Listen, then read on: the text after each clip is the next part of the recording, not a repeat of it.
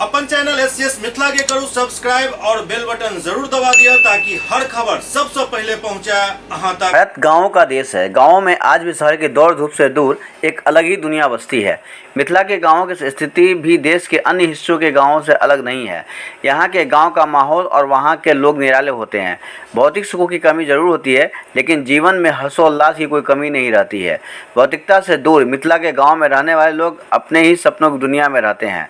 इनके घर जरूर मिट्टी से बने होते हैं, लेकिन इनके दिल आज भी सोने जैसे खड़े होते हैं। यह बात विद्यापति सेवा संस्थान के तत्वावधान में 51वें मिथिला विभूति पर्व समारोह अंतर्गत आयोजित मिथिला के गांव विषयक संगोष्ठी में बतौर मुख्य अतिथि अपना विचार व्यक्त करते हुए वरिष्ठ पत्रकार विष्णु कुमार झा ने कहा। उन्होंने कहा कि आज भी असली भारत का दिल मिथिला के गाँव में बसता है। मिथिला के गाँवों में संस्कृति और संस्कार की अमृत धारा बहती है, लेकिन मौजूदा समय में स्वार्थपरक राजनीति के चकाचौंध ने गांवों को भी नहीं बख्शा है।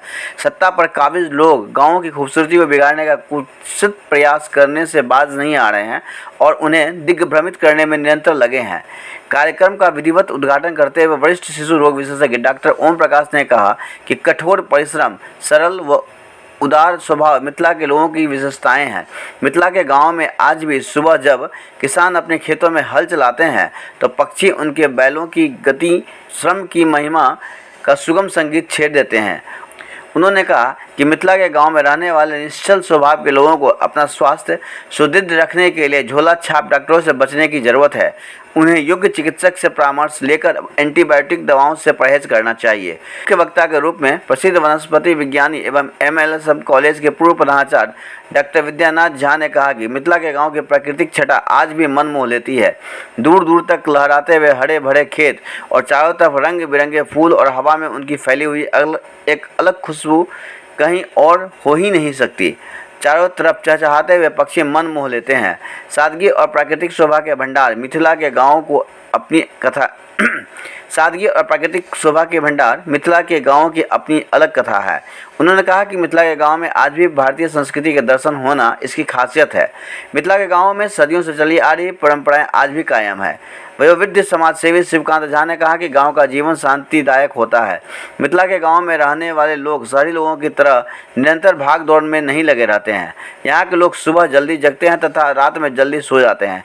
यहाँ की वायु महानगरों की वायु की तरह अत्यधिक प्रदूषित नहीं होती। यहाँ बाग बगीचे होते हैं जहाँ के फूलों की सुगंध हवा में व्याप्त रहती है।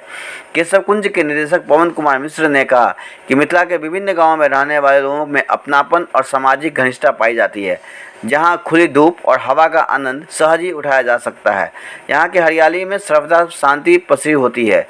इससे पहले अतिथियों का स्वागत करते हुए विद्यापति सेवा संस्थान के महासचिव डॉक्टर वैद्यनाथ चौधरी बैजू ने कहा कि मिथिला के विभिन्न गांवों के सामाजिक, आर्थिक, सांस्कृतिक, राजनीतिक, शैक्षणिक, साहित्यिक और भाषा के क्षेत्र में समग्र विकास के लिए पृथक मिथिला राज्य का गठन निहायत जरूरी है, क्योंकि सांस्कृतिक संपन्नता के लिए दुनिया भर में विख्यात मिथिला आज सरकारी उपेक्षाओं के कारण लगातार आर्थिक पिछड़ेपन का शिकार होने को मजबूर हो रहा है।